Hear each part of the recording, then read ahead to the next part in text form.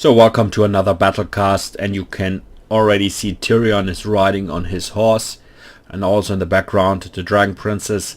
That tells you I'm going to play the High Elves and I'm facing up against the Vampire Counts.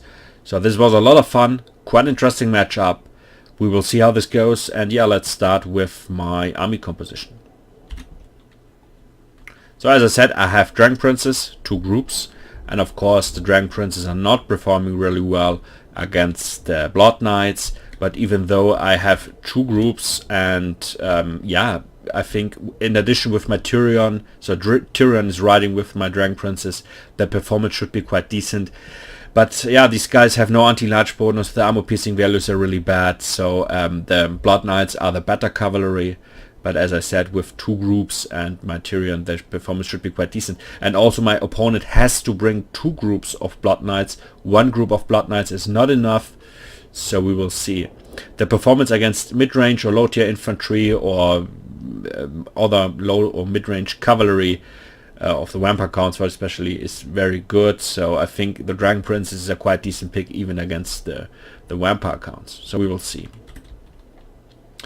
Let's go to my infantry, and we can already see my front line is filled up with spearmen, and the spearmen have really good melee defense stats. So we have a melee defense of 50, and this is a lot of stuff. And also they have a silver shield, very strong. And very important also is that you are not get too much outnumbered from other factions with the High Elves. Especially the Vampire Counts are really able to bring their army in large numbers. So it's really important that you are not get too much outnumbered. And the Spearmen are a really good tool for that because they're really cheap. You can bring a lot of them and put them in the front line. This is, I think this is quite decent. It's quite good. Then we have over here my Lawmaster of Howitt is leading my infantry in the battle, and the Lawmaster is not able to sit on a mount, and this tells you he's designed to fight in the front line, not separated anywhere on the field, to fight in the front line with other infantry units. The armor piercing damage is very good, and also for sniping out to fight against other lords, heroes and stuff like that. Really good duelist.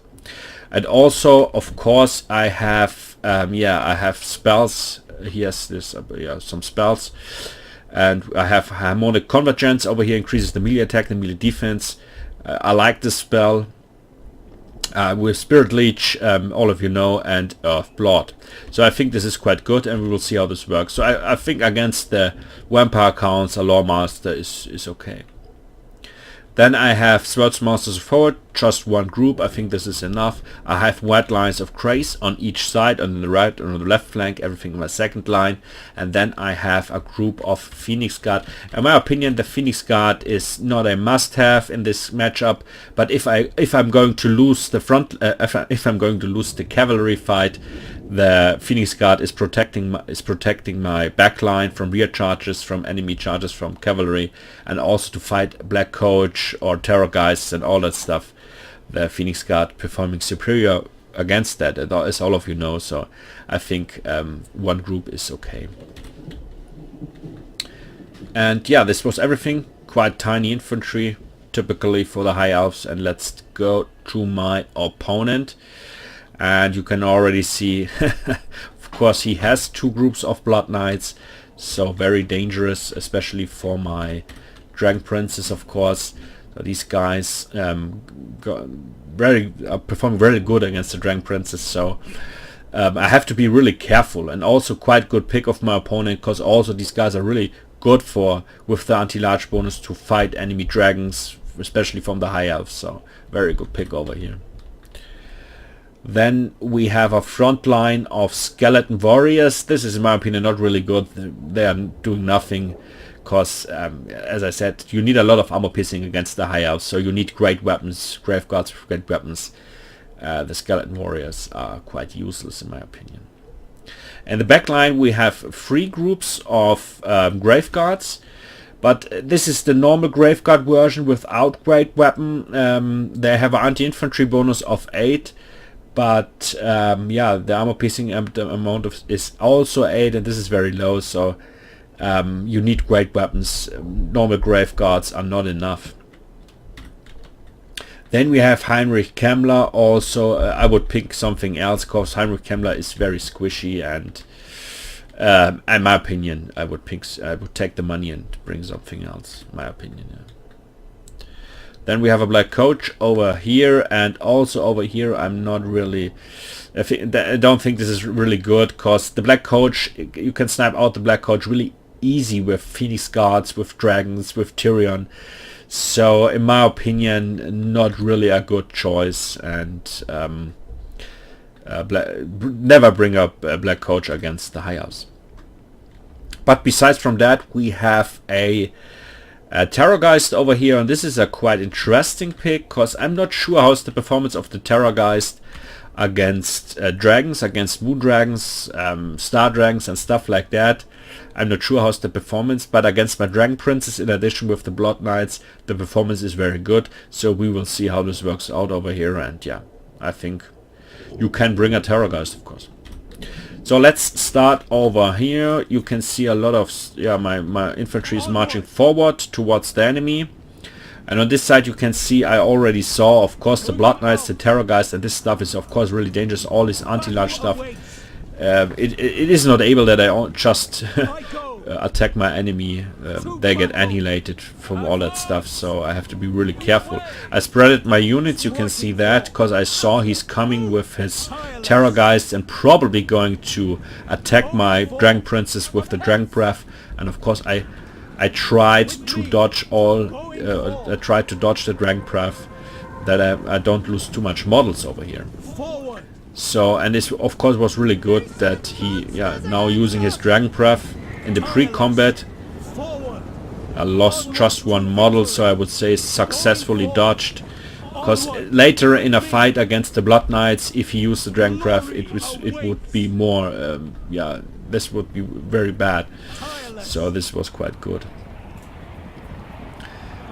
So we have a charge in now, and you can see this little gap in the middle, and my Lawmaster of Howard is going to directly to run through this gap and attacking his Heinrich Kemmler. So besides from that, we have now a charge in, of course, the skeleton warriors with spearmen and all that stuff get engaged in fight now. And as I said over here, this gap was really good for me, because my, as I said, my Lawmaster was able to get through this gap and directly attack Heinrich Kemmler, and he of course he gets a lot of damage from the Lawmaster, and this was really lucky for me. And on this side we have Wind of Death going down on my Dragon Princess, and my Dragon Princess are engaged in a fight against the Blood Knights, so really dangerous situation for me. But overall you can see they don't took too much damage, so it was just a little bit damage, and very lucky for me. So if he would place the Wind of Death a little bit on this side over here, I get much more damage. So this was very lucky. And you can already see also over here, very lucky for me, or if I wasn't, I'm not sure if this was a mistake, because he just uses one group of Blood Knights to fight my Dragon Princess, and this is very bad because the other unit is engaged in a fight against spearmen, because you can see the Dragon Princes are melting away, and this was very lucky, so they are going to die really fast. So as I said, one group of Blood Knights is not enough. You need two groups to fight the Dragon Princess. Dragon Princess are also really strong, very good melee stats, and very heavily armored. So they are now free. The Blood Knights are crumbling now, are erased. So this was a very good situation. The frontline fight overall was quite even, I would say. So we have the Black Coach engaged in a fight against the Phoenix Guard, and as I already said, the Phoenix Guard is melting away this Black Coach. They're going to die really fast. On this side we have a really funny situation. I tried to kill Heinrich Kemmler, of course, with my Lawmaster of Howard, but he spawns in this second, or he spawns then Krell, and then it wasn't that easy to kill him, because Krell is also very strong. So without Krell, the Heinrich Kemmler would be dead. So I have a lot of rear charges now with my Dragon Princess, but he also took his terror guys to kill, to attack my Dragon Princess. I also lose a lot of models over here, but overall the situation is under control. You can see Tyrion is also engaged in a fight over here, and I saw that, of course, that his terror guy is causing a lot of trouble, and with my Phoenix Guard I tried to kill the terror guys to damage him. So overall the situation is under control. Also here a lot of rear charges in the back line. Graveguards got a lot of damage from that. My Spearman and my Swordsmasters forward are completely sandwiched over here, but overall that's it. There is no chance to win this game for my opponent, so very well played. And yeah,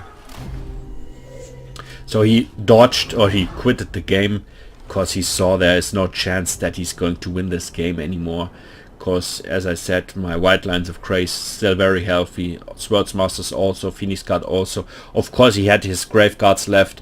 The Skeleton Warriors, as I said, completely useless. The misplay was, I think, that the Blood Knights buff units, that just one unit was engaged in a fight against my Dragon Princess. This was a mistake. And also, if he would use buff units and in addition the Terrorgeist, it would be much more difficult for me to win this. Maybe he would won this fight on this side. So I'm pretty sure that the two groups of Blood Knights, in addition with the Terrorgeist, are going to get win against the Dragon Princess. Pretty sure about that. But overall, well, it was a lot of fun. So thank you for tuning in, and see you next time.